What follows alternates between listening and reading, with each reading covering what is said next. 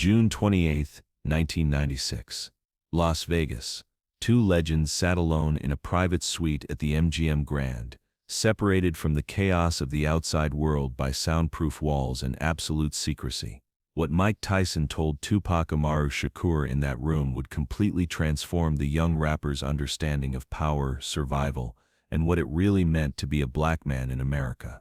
3 months later, Tupac would be dead, but the conversation that night would influence every decision he made in his final days, every lyric he wrote, and every move he planned. Nobody was supposed to know about this meeting. Tupac's security team thought he was resting in his hotel room. Tyson's handlers believed the heavyweight champion was preparing for his upcoming fight. But both men had secretly arranged this encounter because they understood something that would shock you. They weren't just two celebrities crossing paths. They were two targets marked for elimination by the same forces that had been hunting successful black men for decades. But you haven't heard the most incredible part yet.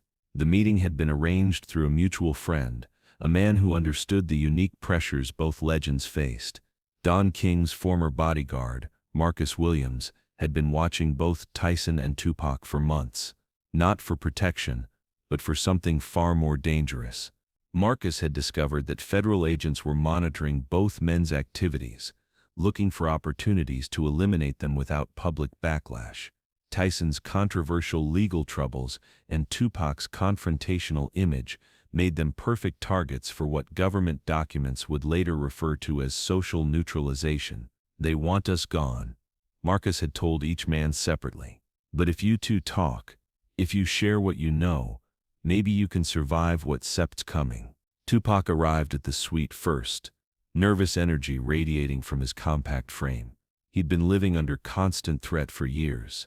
But something about this meeting felt different, more serious, more final. When Tyson walked into the room, Tupac was struck by how different the heavyweight champion seemed away from cameras and crowds. Gone was the theatrical intimidation, the practiced aggression. Instead, Tupac saw something he recognized in himself: intelligence masked by public persona, vulnerability hidden behind carefully constructed armor. "Sit down, young brother," Tyson said, his voice carrying none of the theatrical lisp that characterized his public appearances. "We need to talk about survival."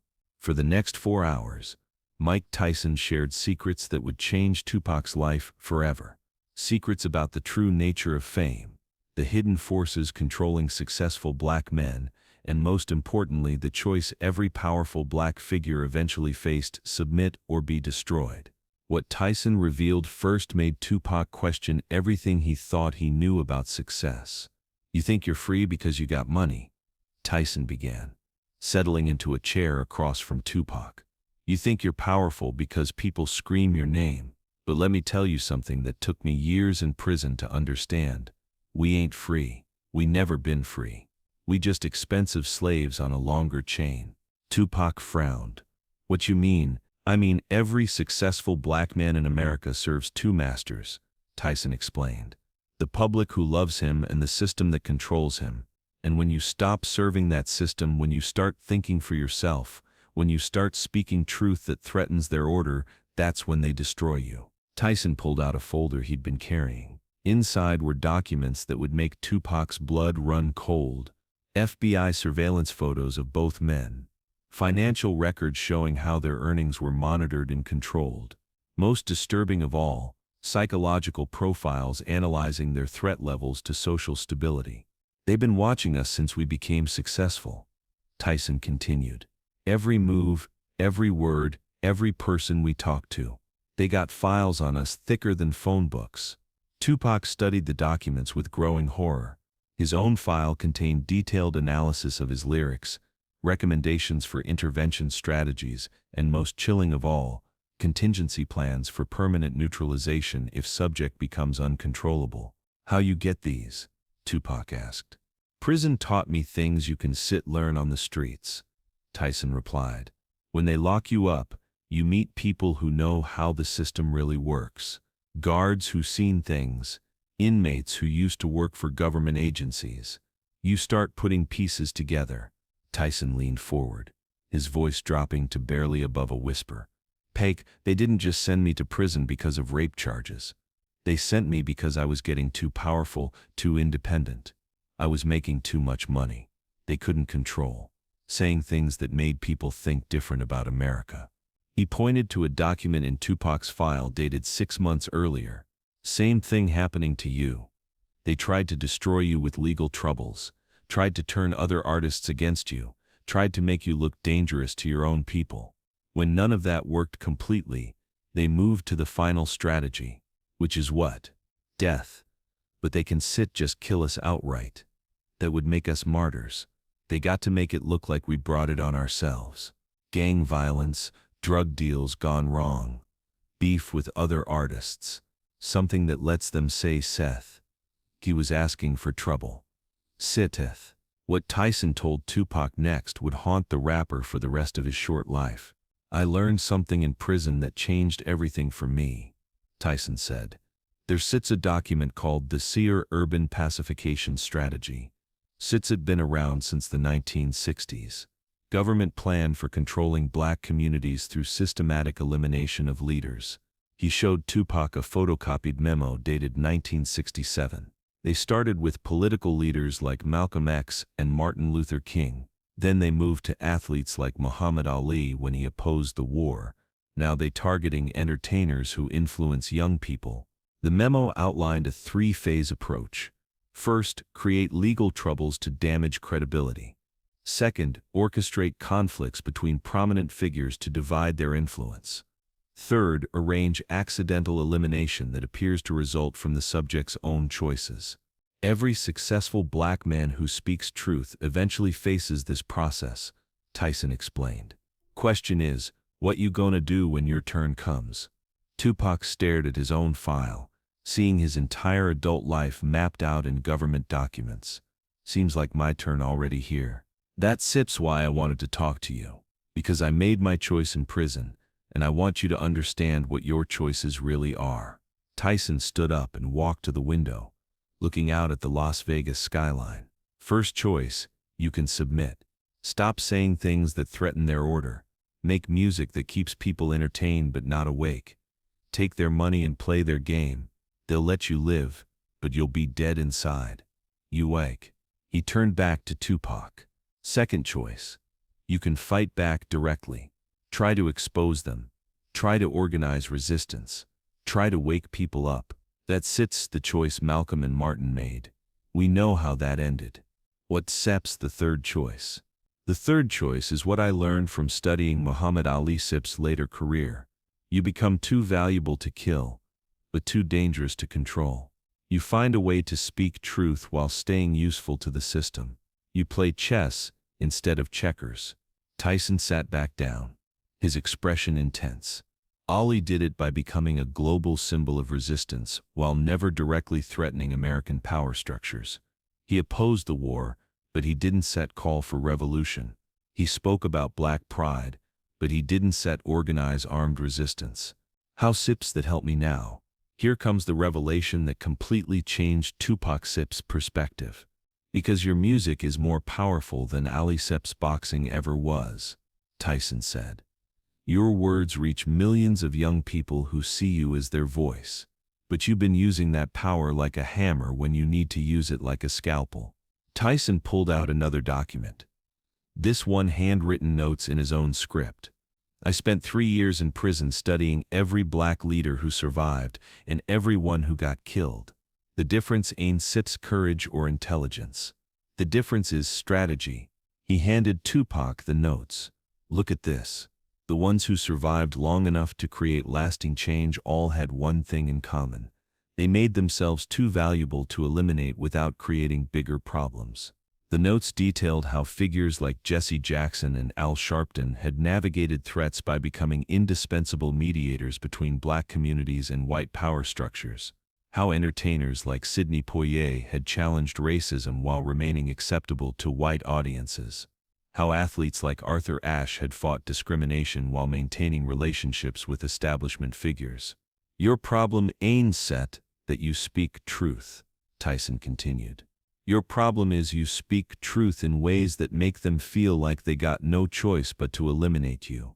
You make yourself look like a threat to their survival instead of a problem they can manage. Tupac studied the handwritten analysis, seeing patterns he set never recognized before. So what you saying I should do? I'm saying you need to change your strategy while you still can. Instead of attacking the system directly, become so important to it that destroying you would damage them more than tolerating you. Tyson leaned forward. Think about it. What if instead of rapping about killing cops, you rapped about training young black men to protect their communities legally? What if instead of talking about thug life, you talked about building black businesses? What if instead of beef with other artists, you organized them into a unified voice? The heavyweight champion Utsit's eyes blazed with intensity. They can kill an angry young rapper talking about violence, but they can kill a successful businessman organizing economic independence. They can eliminate a troublemaker, but they can eliminate a solution provider. What happened next in their conversation would influence everything Tupac did in his final months. You smart enough to see the game, Pac, Tyson said. Question is, you wise enough to play it different? Tupac was quiet for a long time, processing everything he heard. Finally, he looked up at Tyson. What made you change your approach? Prison, Tyson answered immediately. When they locked me up, I realized my whole strategy was wrong. I was trying to intimidate a system that set fear individuals. I was using my fists when I should have been using my mind. He pulled out a book, Sun Tzu's The Art of War, heavily marked with notes and highlights. Ancient Chinese general wrote this 2,500 years ago. Same principles apply to what we dealing with now. You don't defeat a superior enemy by attacking their strengths. You defeat them by making yourself indispensable while they destroy themselves. Tyson opened to a marked passage. Listen to this.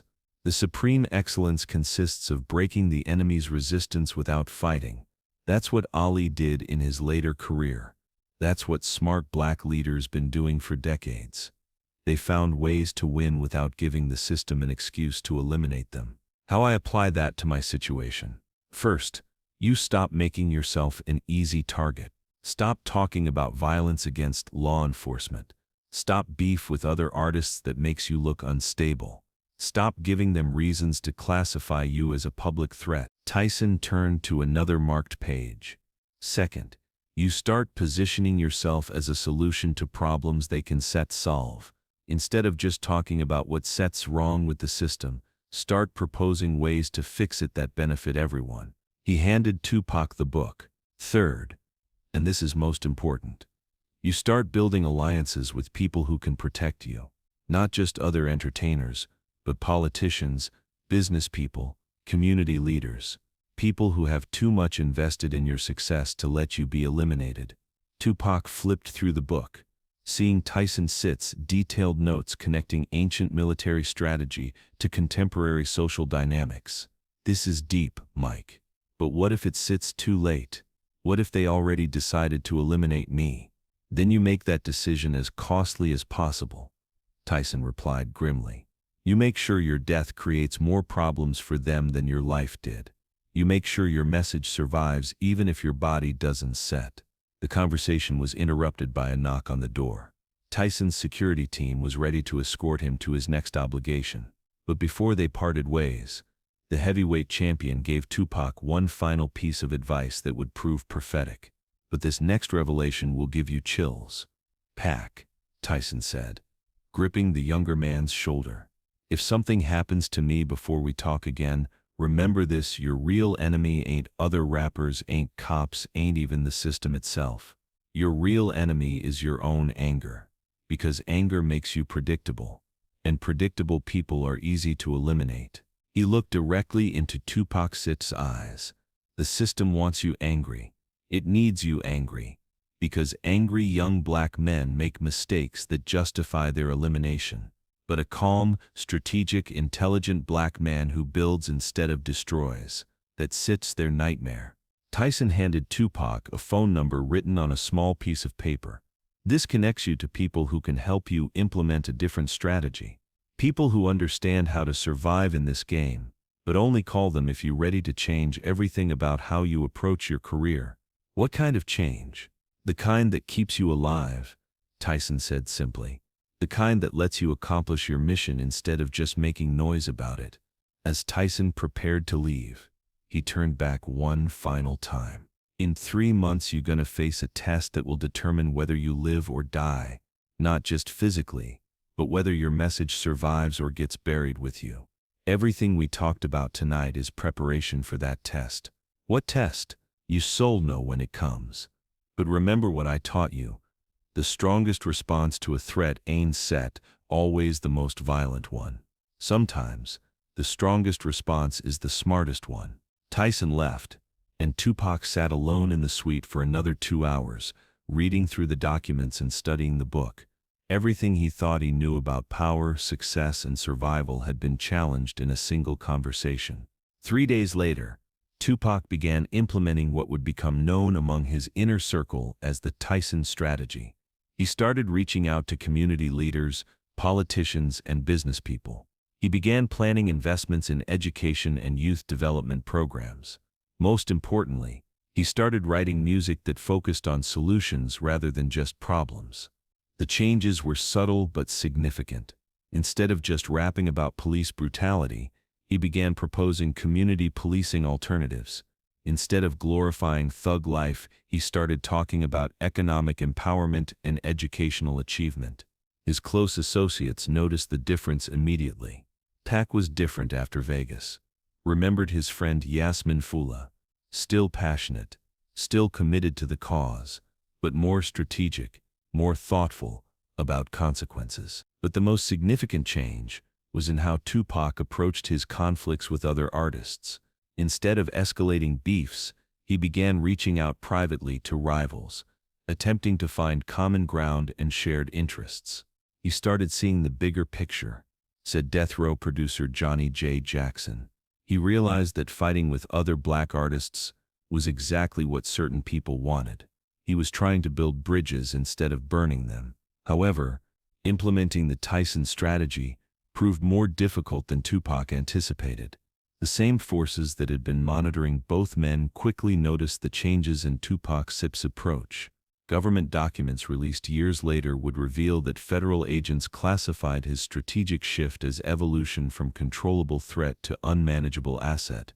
Translation: an angry, unpredictable Tupac was easier to handle than a calm, strategic one building alliances and proposing solutions.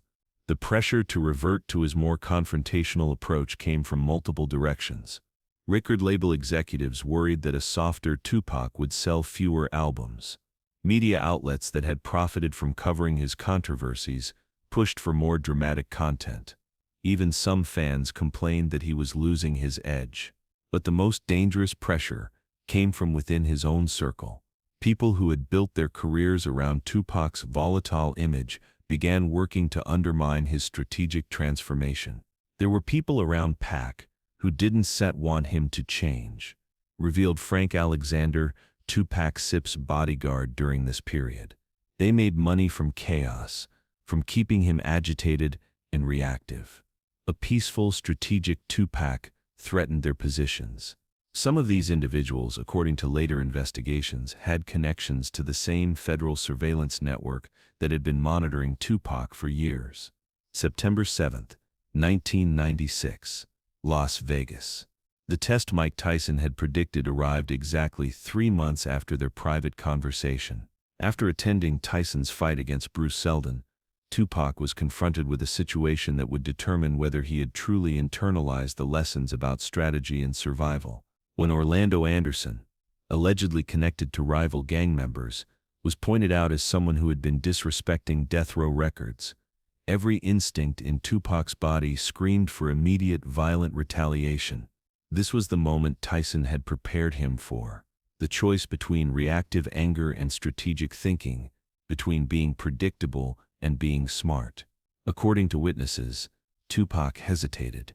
For several seconds, he stood there processing options, clearly remembering his conversation with Tyson about making decisions based on strategy rather than emotion. But the pressure from his entourage, the adrenaline from the fight, and years of conditioning toward immediate response overwhelmed his newfound strategic thinking. Tupac chose violence. He chose predictability. He chose the path that would lead to his death just hours later. But here sits what most people don't know about that fateful decision. Before the confrontation with Orlando Anderson, Tupac had reached into his pocket and pulled out the phone number Mike Tyson had given him 3 months earlier. Several witnesses saw him looking at the piece of paper, clearly debating whether to make a different choice. He had the number in his hand, recalled death row associate Malcolm Greenidge. He was looking at it like he was trying to decide something. Then Suge said something to him, and he put it back in his pocket and handled the situation the old way. What would have happened if Tupac had made that phone call instead of choosing confrontation? Who was on the other end of that number?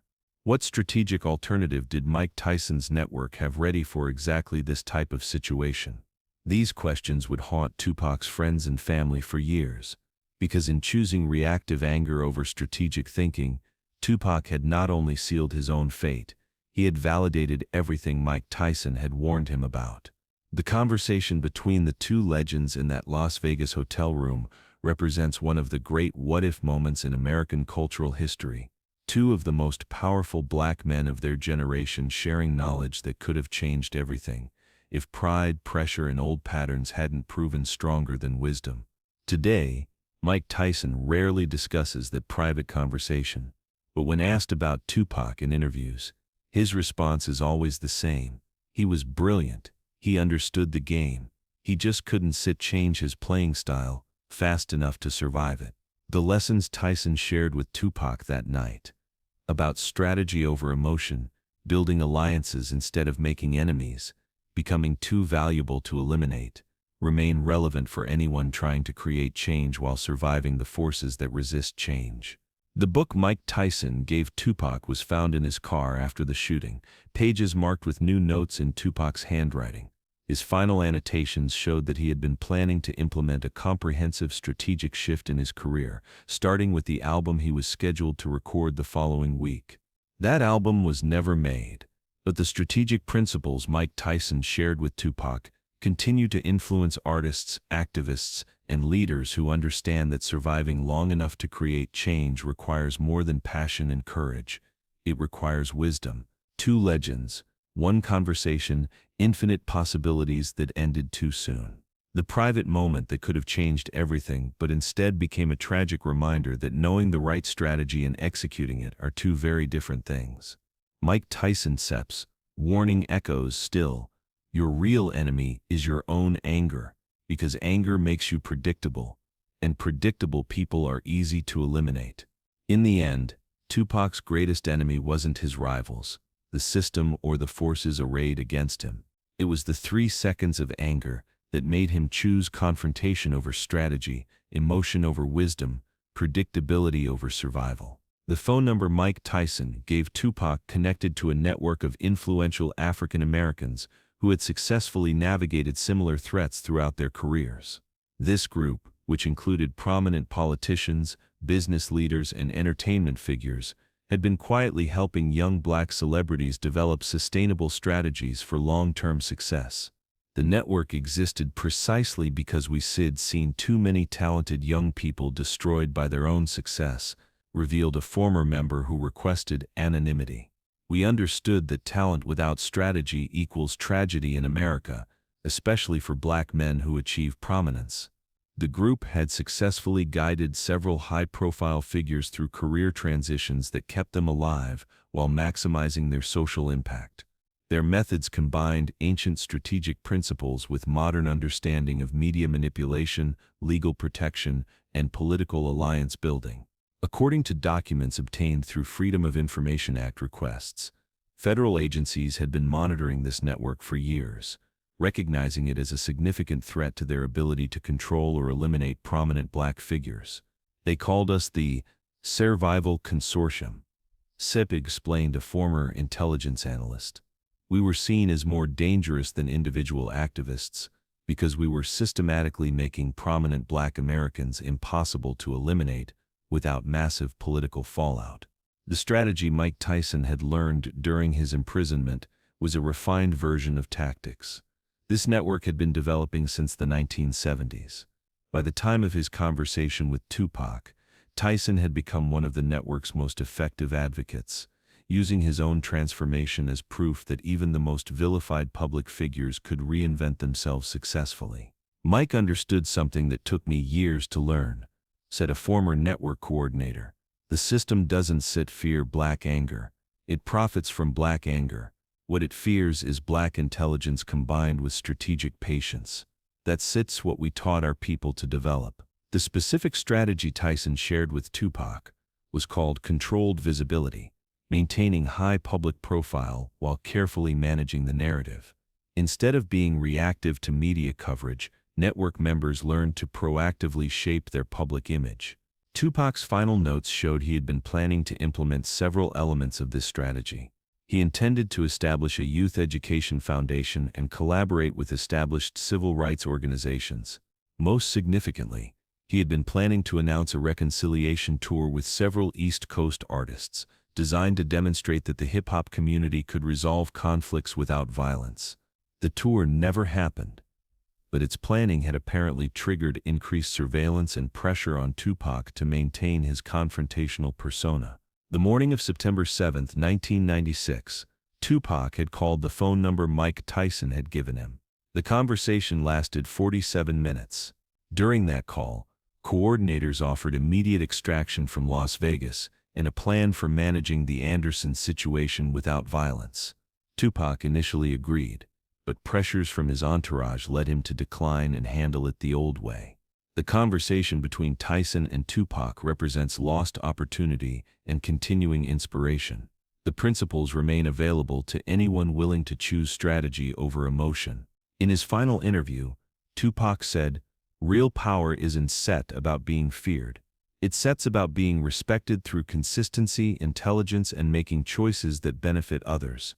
The private conversation became a blueprint for change through patience, strategy, and wisdom. Mike Tyson's words echo. "Your real enemy is your own anger. Anger makes you predictable, and predictable people are easy to eliminate." The lesson lives on for the next generation of leaders.